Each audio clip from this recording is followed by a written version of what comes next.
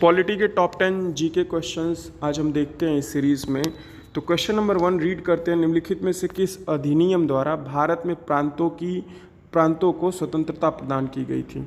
तो फ्रेंड्स, प्रांतों को जो स्वतंत्रता प्रदान की गई थी ये भारत सरकार अधिनियम 1935 के तहत की गई थी। और फ्रेंड्स, इसमें पूछा जाता है कि भारत सरकार अधिनियम 1935 के तहत और क्या क्या चीज़ें भारतीय संविधान में ऐड की गई थी।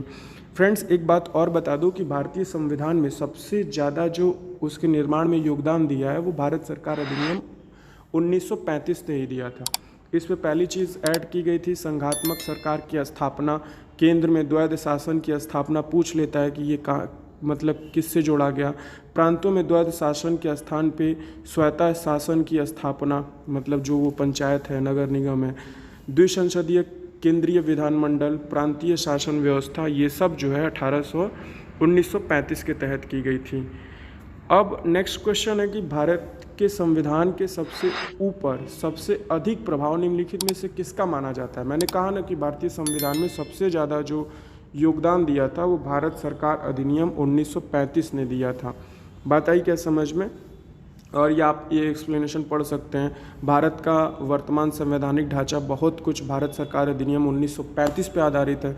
भारत के संविधान के लगभग 2/3 तत्वों को वर्ष 1935 के अधिनियम से ही लिया गया है। 2/3 आप समझ सकते हैं, 66%। अतः कहा जा सकता है कि इसका भारत के संविधान पर सर्वाधिक इम्पैक्ट है, 2/3 66%। नेक्स्ट क्वेश्चन है हमारा कि शासन की एकात्मक पद्धति का लाभ क्या है? फ्रेंड्स, एकात्मक पद्धति मतलब ऋण राज्य होगा। बात आई क्या समझ में? एक मलिकार हो घर में, इससे बेस्ट क्या हो सकता है? उससे हमारा ऋण परिवार बनेगा, मजबूत परिवार बने लगे। एक आदमी डिसीजन ले, झगड़ा झंझट कम होगा, एक ही निर्णय ले और माने सभी लोग। नेक्स्ट क्वेश्चन है कि निम्नलिखित में से किस देश का अलिखित संविधान है? तो फ्रेंड्स, यूके का जो है अनरिटन कॉन्स्टिट्यूशन है।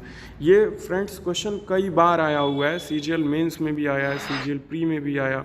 नेक्स्ट क्वेश्चन है हमारा कि जिस संविधान सभा द्वारा भारत के संविधान का अधिनियमन किया गया था उसके सदस्य कौन कौन थे?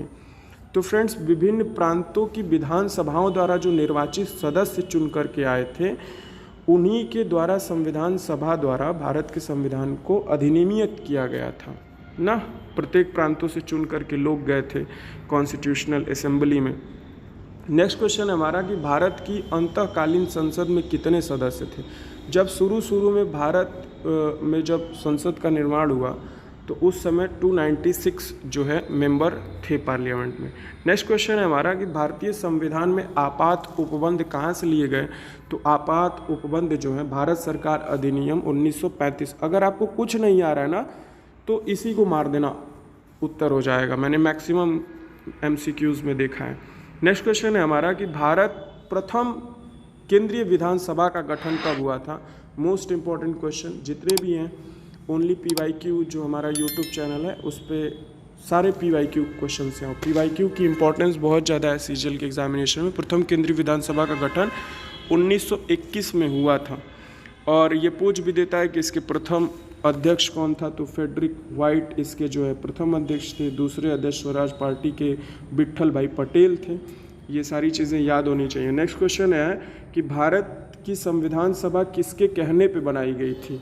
तो फ्रेंड्स, ये बनाई गई थी कैबिनेट मिशन के कहने पे बनाई गई थी कि भारत का संविधान होना चाहिए। अच्छा, ये भी पूछ देता है कि कैबिनेट मिशन जो है वो कब आया था? तो 1946 में, 1946 में आया था। कैबिनेट मिशन के कहने पे ही हमारा कॉन्स्टिट्यूशन बन के तैयार हुआ था। नेक्स्ट क्वेश्चन, नेक्स्ट और लास्ट है, निम्नलिखित में से किस अधिनियम में नियंत्रक महालेखा कैग परीक्षक नामक पद का सुझाव दिया गया था? तो भारत सरकार अधिनियम 1919 के तहत कैग के एक पद का सुझाव दिया गया था कॉन्स्टिट्यूशनल असेंबली को कि भैया एक कैग भी हो जो पैसे का लेखा जोखा रखे ना। तो फ्रेंड्स, कैसी लगी सीरीज़ कमेंट करके कमेंट बॉक्स में बताएं। PDF के लिए टेलीग्राम चैनल ज़रूर सब्सक्राइब करें, हमारा लिंक डिस्क्रिप्शन में है।